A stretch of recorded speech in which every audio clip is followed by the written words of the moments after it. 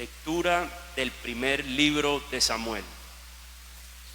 En aquellos días Saúl mandó llamar a David y éste le dijo: Majestad, no os desaniméis, este servidor tuyo irá a luchar con ese filisteo. Pero Saúl le contestó: No podrás acercarte a ese filisteo para luchar con él, porque eres un muchacho y él es un guerrero desde mozo. David le replicó: El Señor, que me ha librado de las garras del león, de las garras del oso, me librará de las manos de ese filisteo. Entonces Saúl le dijo: Anda con Dios. Agarró el cayado, escogió 5 cantos del arroyo, se los echó al zurrón, empuñó la honda y se acercó al filisteo. Este, precedido de su escudero, iba avanzando, acercándose a David. Lo miró de arriba abajo y lo despreció, porque era un muchacho de buen color y guapo, y le gritó: ¿Soy yo un perro para que vengas a mí con un palo? Luego maldijo a David invocando a sus dioses y le dijo: Ven acá y echaré tu carne a las aves del cielo y a las fieras del campo. Pero David le contestó: Tú vienes hacia mí armado de espada, lanza y jabalina. Yo voy hacia ti en nombre del Señor de los ejércitos, Dios de las huestes de Israel, a las que has desafiado. Hoy te entregará el Señor en mis manos, te venceré, te arrancaré la cabeza de los hombros y echaré tu cadáver y los del campamento filisteo a las aves del cielo, a las fieras de la tierra, y todo el mundo reconocerá que hay un Dios en Israel. Y todos los aquí reunidos reconocerán que el Señor da la victoria sin necesidad de espadas ni lanzas, porque esta es una guerra del Señor y Él os entregará en nuestro poder. Cuando el filisteo se puso en marcha y se acercaba en dirección de David, este salió de la formación y corrió velozmente en dirección del filisteo. Echó mano al zurrón, sacó una piedra, disparó la honda y le pegó al filisteo en la frente. La piedra se le clavó en la frente y cayó de bruces en tierra.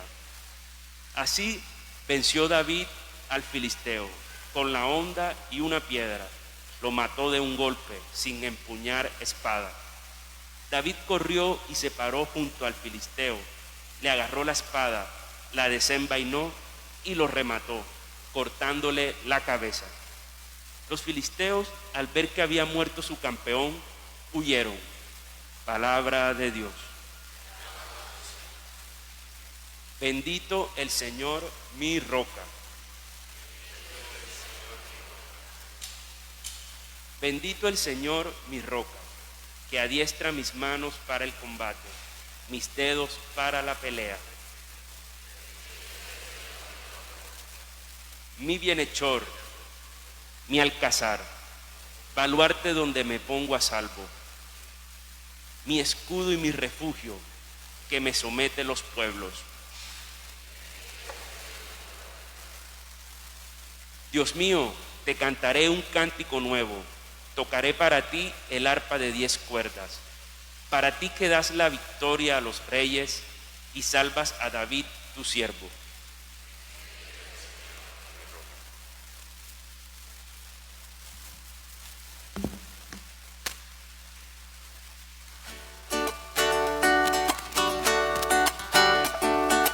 Aleluya al Señor, aleluya, aleluya al Señor, aleluya.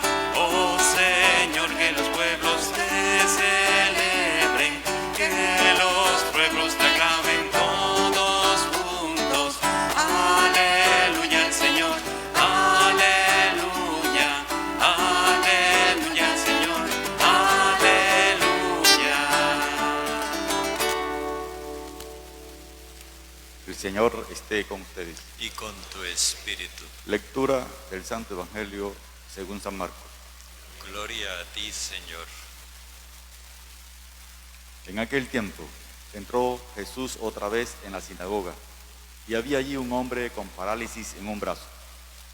Estaban al acecho para ver si curaba en sábado y acusarlo. Jesús le dijo al que tenía la parálisis: levántate y ponte ahí en medio. Y a ellos se les preguntó: ¿qué está permitido en sábado? ¿Hacer lo bueno o lo malo? ¿Salvarle la vida a un hombre o dejarlo morir? Se quedaron callados, echando en torno una mirada de ira, y dolido de su obstinación, le dijo al hombre: extiende el brazo. Lo extendió y quedó restablecido.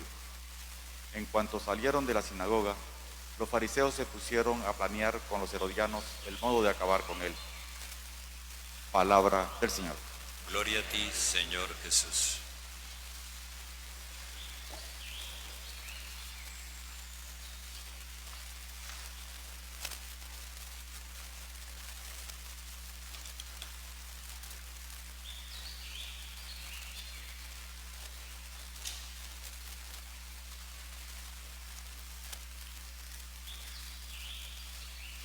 En los días anteriores hemos venido viendo el empeño de Jesús por cumplir la promesa de Dios,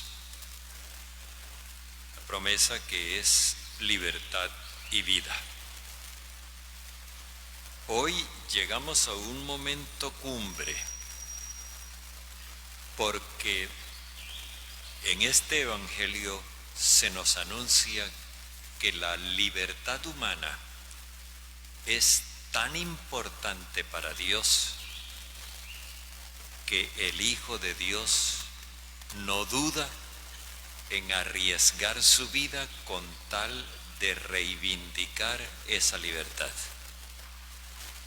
Esto es algo que a los discípulos de Jesús nos estremece. Es algo que nos desafía, sobre todo teniendo en cuenta que en nuestro mundo hay como una especie de miedo a la libertad. Hay países en el mundo que son unos regímenes autocráticos, tiránicos, que controlan la libertad de sus ciudadanos hasta en el mínimo detalle, y al mismo tiempo están construyendo los gobernantes unas obras faraónicas como para dar la impresión de que su pueblo es feliz. Esto me ha hecho recordar una canción que yo escuchaba cuando niño, que decía que aunque la jaula sea de oro, no deja de ser prisión.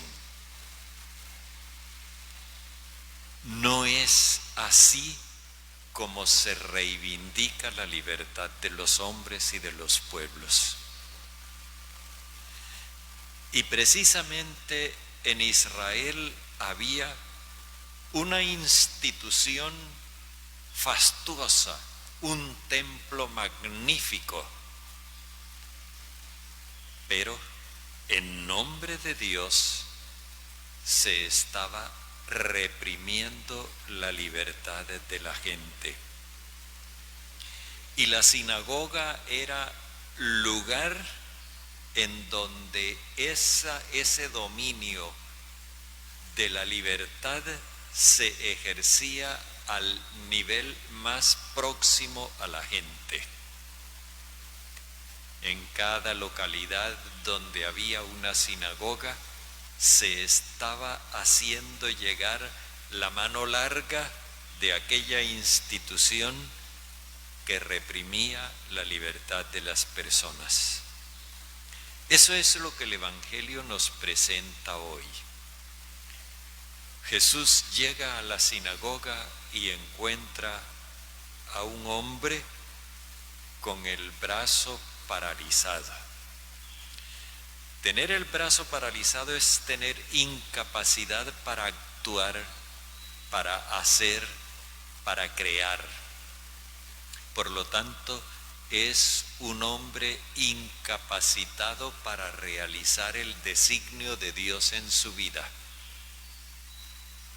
El hombre que no puede ser creador, el hombre que no puede ser trabajador, no está desarrollando su característica como imagen de Dios creador.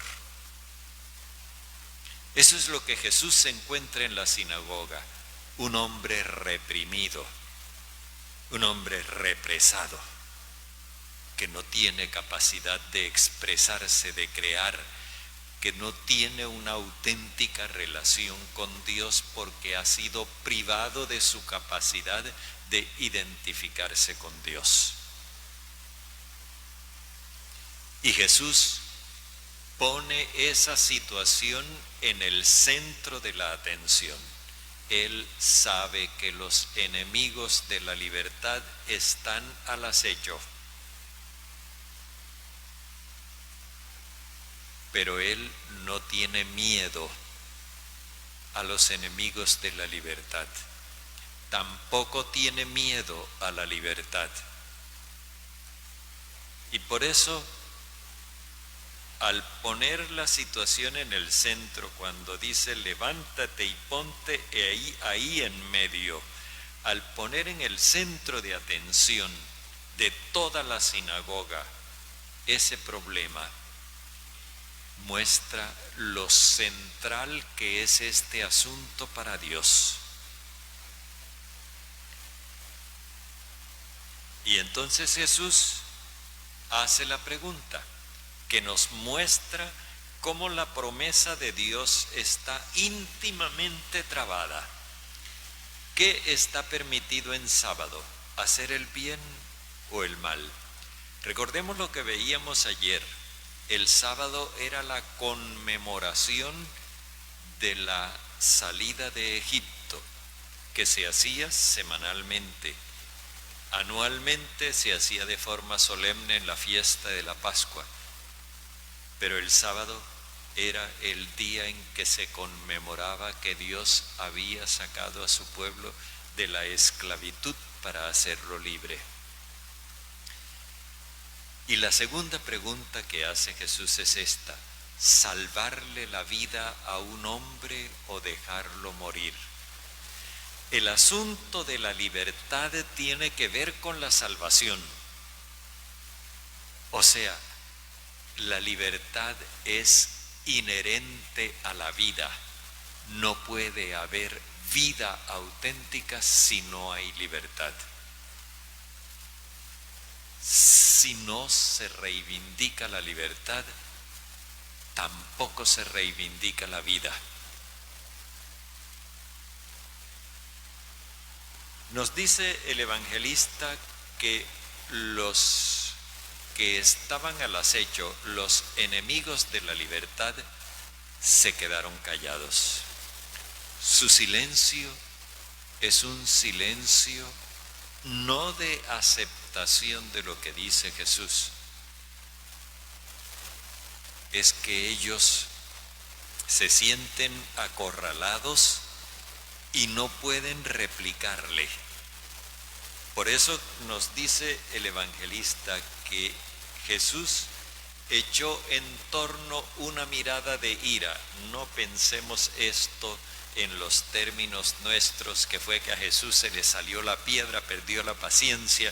No, esta mirada de ira es una mirada de reprobación. Es la ira de Dios que tanto hemos explicado en otras oportunidades. Es que Dios reprueba esa actitud contumaz.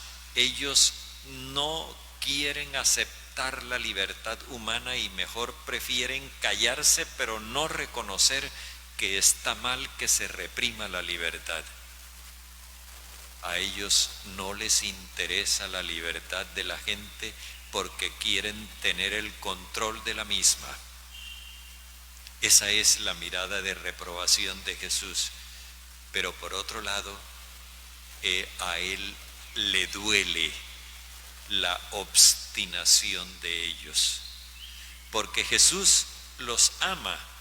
Su reprobación no implica que Él los deteste, Él los ama. A los enemigos de la libertad los ama, y a Él le duele que ellos sean enemigos de la libertad. A Él le duele que ellos se opongan a la libertad. Pero como ya lo decía antes, la oposición a la libertad nace del miedo, el miedo a la libertad. Por eso Jesús le dice al hombre: extiende el brazo. Se trata de que Jesús lo autoriza a hacer uso de su libertad. Haz uso de tu libertad. Y esto hace entonces que los dirigentes de la sinagoga sientan que Jesús les está quitando el control de la gente. La gente, por influjo de Jesús, se les está saliendo de las manos. Eso no lo pueden permitir. Y no lo pueden permitir porque ellos quieren mantener férreamente controlada a la gente. Y la triste conclusión es que salen de la sinagoga a encontrarse con sus archienemigos, los herodianos, para planear con ellos el modo de acabar con Jesús. Pensemos eso. Salir de la sinagoga a encontrarse con los herodianos. Voy a poner unas comparaciones. Salir de la iglesia después de haber comulgado para encontrarse con un grupo paramilitar, con un grupo guerrillero, con una banda de narcotraficantes o lo que sea, para ponerse de acuerdo cómo acabar con Jesús. Es una cosa terrible lo que nos presenta el Evangelio. Pero esto nos muestra, por contraste, la importancia que tiene para Dios la libertad humana. Hace falta que nosotros comprendamos esta libertad. Hace falta que nosotros nos eduquemos para esa libertad.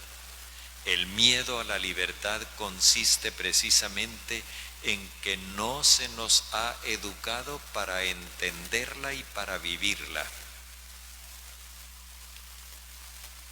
Y es una cosa curiosa, a nosotros nuestros padres nos enseñaron a controlar nuestros esfínteres, por ejemplo. Y cuando el niño después de cierta edad se orina en la cama, eso nos preocupa porque no controla sus esfínteres. Pero no nos enseñan a ser dueños de nosotros mismos. Y de alguna forma, cuando los hijos llegan a la adolescencia, la actitud de los padres respecto de la libertad de sus hijos es de una resignada tolerancia, por decirlo más amable, una resignada tolerancia, precisamente porque no hubo educación para la libertad. Y es porque a los padres tampoco se los educó para ser libres. Esto implica para nosotros un desafío, les decía al principio. Los discípulos de Jesús no solamente debiéramos ser libres, sino maestros de libertad. Nosotros necesitamos desarrollar una educación para la libertad. Esto, como no es negocio, el día que la educación para la libertad sea un negocio rentable, como se hizo con la salud, entonces habrá instituciones para la libertad. Lo he dicho también respecto de la felicidad. El día en que la felicidad se pueda volver negocio, ese día habrá instituciones para educar para la felicidad. Mientras tanto, eso no importa. No está en el interés de nadie. Y una cosa muy importante de la libertad que nosotros poco captamos es el hecho de que la libertad se desarrolla y llega a su máxima expresión cuando se compromete.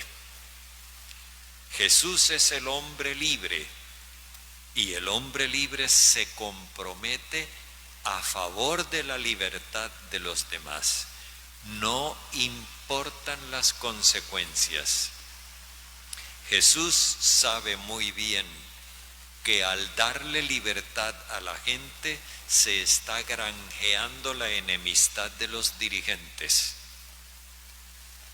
Pero su amor a la gente lo compromete a trabajar por la libertad de la gente. Esto es una cuestión que poco hemos reflexionado y desarrollado. Cuando los hijos se casan, ¿qué es lo que hacen? Comprometer su libertad con otra persona. La pobre libertad que han podido desarrollar. Los padres ven ese compromiso como algo que les desgarra el alma, porque es que a veces no logramos educar hijos para que vuelen y nos duele que vuelen. Y por eso hay un cierto sabor dulce y amargo en el matrimonio de los hijos. Eso mismo es lo que hoy estamos nosotros viendo. Joe comprometió su libertad hace ya bastante tiempo con el reino de Dios.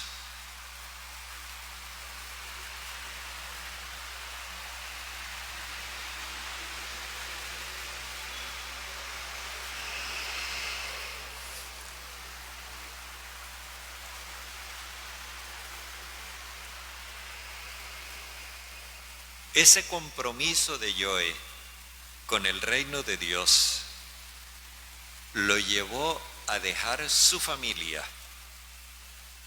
lo llevó a dejar la idea, el proyecto normal, natural que tiene todo ser humano de formar su propia familia para dedicarse a la familia de Dios. El obispo también. Y en este momento el obispo, pensando en el bien de la diócesis,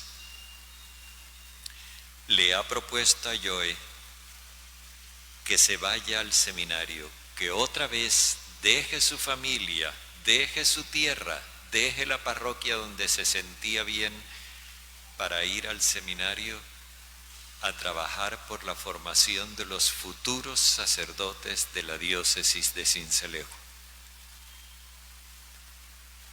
Y Joe nuevamente le dice sí al Señor. Ya le había dicho, cuenta conmigo, y se lo sigue diciendo, cuenta conmigo, Señor. Y se va. Se va sintiendo lo que siente todo el mundo cuando tiene que cambiar, cuando tiene que desarraigarse y plantarse en otra tierra. Pero se va libremente, haciendo uso de su libertad. Él aceptó la propuesta que le hizo el obispo porque él quiere trabajar por su diócesis. Y esto es algo que nosotros reconocemos, agradecemos y aplaudimos. El Señor Jesucristo nos va a invitar ahora a comer el pan de la libertad, la cena de Pascua. la de la salida misionera. Y el Señor nos invita a que nosotros hagamos lo mismo que Él.